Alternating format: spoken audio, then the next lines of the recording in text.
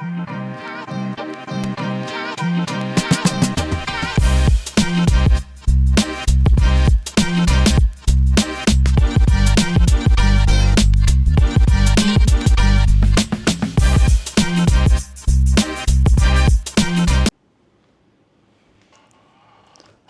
and Hetupu family, this is Minister Imhotep, the one who comes in peace, your urban inspirational metaphysician, also known as the alchemistic. Here on this channel, I want to talk to you about those things that are about self-improvement, knowing yourself, and self-mastery ultimately, and that's what it's generally all about. How do we make the most of our time here on this earth plane to better ourselves, to live that more abundant life that we talk about in the scriptures. And there are many ways to do it, and most of it is about how we think. Sometimes we have to think new thoughts, think a new thought about how we approach things. And when we think a new thought, it may lead us to new actions, and those new actions lead to new results. So wanted to talk about understanding. We're actually in the month of understanding for those who watched this in July. We're about to end July, but wanted to talk a little bit about understanding because that's what the Proverbs tell us to, and all thy getting, get understanding. People have a lot of knowledge, but sometimes they don't know what it actually means, and it's not beneficial for them because they're only getting a surface understanding. And that's why we talk about metaphysics, which is going beyond the physical or beyond the literal to get the esoteric meanings that are within it. Most of the scriptures that we read, whether it's in the Bible or Quran or the Torah and any of those other books, really have multiple layers of meanings.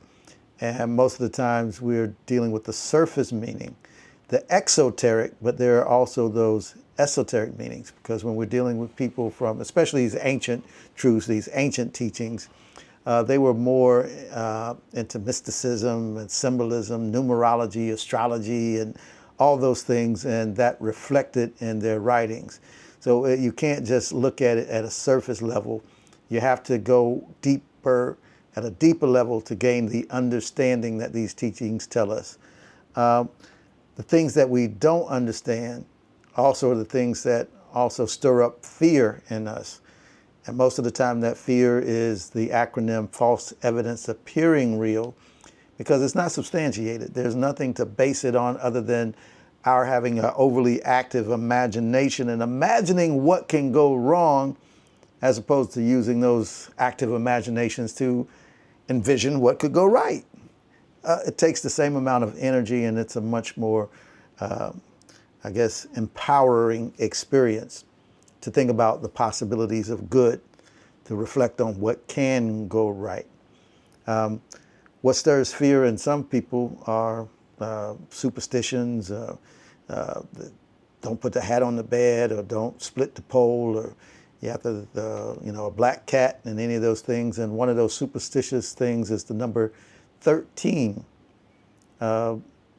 It's often associated with fear and evil. Have you ever wondered why this seemingly ordinary number has garnered such a sinister reputation? To understand the origins of this superstition, this particular one that has to do with the number 13, and you may not even know it, but there's actually a name for the fear of the number 13. Triskaidekaphobia. Triskaidekaphobia. It's the fear of the number 13. It's a legitimate thing. People actually fear this. I actually won a radio call-in contest in high school by knowing that little bit of trivia. But like most things, that particular fear can be traced back to cultural and religious beliefs, things that have been passed down that we haven't even taken the time to thoroughly examine to see what the root, the radix of it was, what caused this. And when we take time to understand these things, a lot of times it neuters them. It takes the fear out of them, because we realize where it all came from. And we feel better about it because we know that it is based off of nothingness. One of the main reasons for the fear of 13 lies in its significance in various ancient civilizations. For example, in numerology, the number 12 is considered a symbol of completeness and harmony. 12, 7, those are numbers of completeness. There are 12 zodiac signs, 12 months of the year, 12 hours on the clock as we divide it into a 12-hour day.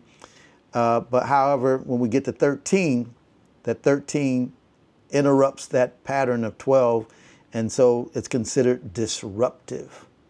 But that in itself is the power of the number 13. Remember that Jesus had 12 disciples, and he would be the 13th in terms of the person. Consider the scenario of the Last Supper, where there were the 12 disciples that were gathered, and Jesus being the 13th. Those 12 disciples represent, metaphysically, 12 disciplines or aspects of ourselves. Think of disciples as disciplines, like with Peter representing faith, John, love, and so forth. Each one is representing a different part of our personality, our spiritual faculty, our spiritual powers, if you will. And Jesus represents the actualized person, the actualized man, or the actualized man, mind, if you will. You can substitute man for mind, so that it's not really about the gender we're talking about. We're talking about the thinking, the right thinking, the consciousness. So Jesus was a disruptor. He came to disrupt, and that's what he said, that he came not to bring he came to bring a sword, division, separation, to divide us from those things that had us going in a way that was not consistent with what we should be doing. That's why he came in the temple and overturned the tables where the merchants were selling. He was disrupting. And that's why he had a target on his back, because he was a disruptor. He was interrupting the status quo. And we have to interrupt the status quo within ourselves, because we could become complacent with situations that we know we're not living up to our highest and greatest good. We're not self-actualizing, to use Maslow's hierarchy of needs. We're still down there functioning in the levels of survival and trying to think about having more money, more month than money, and those types of situations, when we should be elevating and arising and leveling up, so that we're thinking about what is it that we're truly here for. My friend Minister Server would call it your divine assignment, and making sure that you're in alignment with that divine assignment. But getting back to the number 13, some people are so superstitious, and it's permeated society, that there were buildings, and there still are those that are built that go from 12 to 14, skipping 13, hospitals, high-rises, and so forth. A lot of people attribute that 13 to Judas being the 13th, that there were 12, and that Judas betrayed Jesus, and so he is associated with that 13. But again, as I said, Jesus was really the 13th, and that's the one that brought the power, because that's the one that brings the disruption. So you shouldn't be afraid of something like that, because in reality, disruption is what brings about change. The chaos is what brings about change. And in chaos, there's opportunity. Think of it like what happened just with the presidential race, the U.S. presidential race. Things were looking pretty one way, and it looked like Donald Trump had all the momentum going his way. But when Joe Biden decided to exit the race, that caused a disruption. The disruptor being Kamala Harris coming into the race, and that changed the whole frequency and the whole energy and the whole vibration, and it reset everything. And that's sometimes what we have to do in our lives, is to disrupt. Emily Cady, a writer who wrote several Unity classics, described the process as chemicalization.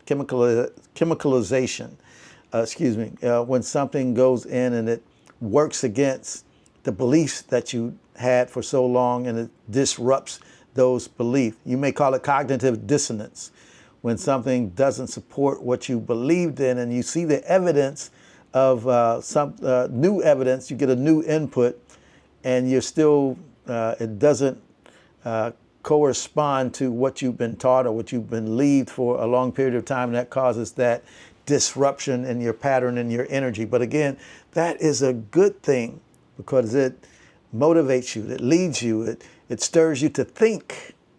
It evokes thought, and once you think a new thought, as I said, it can lead to a new action. That new action can lead to a new result. One of the reasons that 13, I guess, impressed itself upon our negative consciousness was also from Norse mythology. In the Norse pantheon, there's the story of a dinner party that was held in Valhalla, which is the realm of the gods, where 12 gods were invited, but Loki, the trickster god, and you may know that name Loki if you follow the Marvel universe, Loki, the brother of Thor, Loki crashed the party. He wasn't invited. He came, and being that 13th person there, that uninvited 13th guest, his intrusion ultimately led to the death of Balder, the god of light and joy. And so that further cemented the belief that number 13 brings misfortune.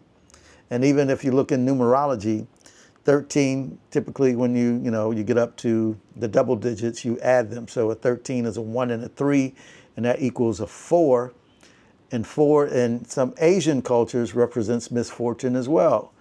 However, if you study supreme mathematics, you know that 4 is the number of culture and wisdom. So it really is all about what system or what heritage you were sort of raised in to give meaning to these numbers. I like to think of it with the supreme mathematics of like the nation and Clarence 13X as they disseminated it. The number of culture and wisdom is 4. But throughout history, this fear of 13 has invaded various aspects of our lives. There are hotels and airlines, hospitals even, that have succumbed to this superstition and catering to the apprehension that surrounds the number 13. However, it is essential, and I want to keep going back to this, to remember that that is purely superstitious. And Stevie Wonder, he talked to us about superstitions. Numerically, 13 holds no inherent power or evil influence. It is our collective belief. It's how you think about it and the cultural conditioning that perpetuates this fear. And that's what so many of the things that we fear, they come from some belief that has been passed down, and most of the times we don't even understand where that came from, or the genesis of those feelings, of that thought, of that belief. And that's why, as a truth student, as a metaphysician, as a seeker of truth, we have to look beyond what we've been taught and to explore and examine, to ask questions. It should never be a issue or a problem to ask a question to find out an answer that, I guess, secures your faith. Be leery of those who don't want you asking questions, who tell you how to think and tell you what to think, as opposed to teaching you to explore your thoughts. And that's what education is. It's not learning all this new stuff, but education is educare, or bringing out the things that are already within you, unfolding, because we are connected to universal, that the ethers, that divine repository of information and knowledge. We're already connected to that. And so we need to look within for our answers, rather than running from, as my mom would say, pillar to post to find what is already there, that's already been given to us. The fear in association of the number 13 is deeply rooted in origins of history and mythology and religion, as I said, from the Last Supper to Norse mythology. And that number signifies disruption and tragedy, but we're going to turn it on its ear and not be afraid of things that we don't understand. Now that we know the root of it, now that we understand how it developed, we can move past it. This is the same prescription, and you may say, why you get so locked in on number 13?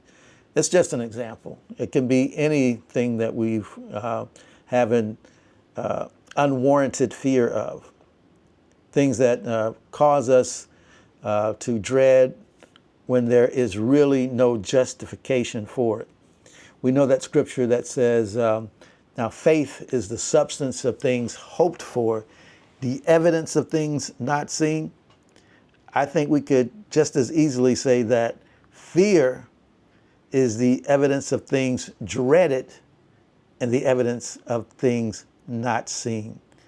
Because most of what we worry about never comes to pass. And so why even give it that energy? So stop worrying about things that you don't understand and go out and get some knowledge. And with all your knowledge, you surely will get more understanding. Minister Imhotep here, the one who comes in peace. And I'm going to say peace out for now. Thank you guys for joining on this YouTube channel. First of all, just let me say that it's an experiment. I'm trying to get my voice to, and I appreciate you guys coming along with me on this journey.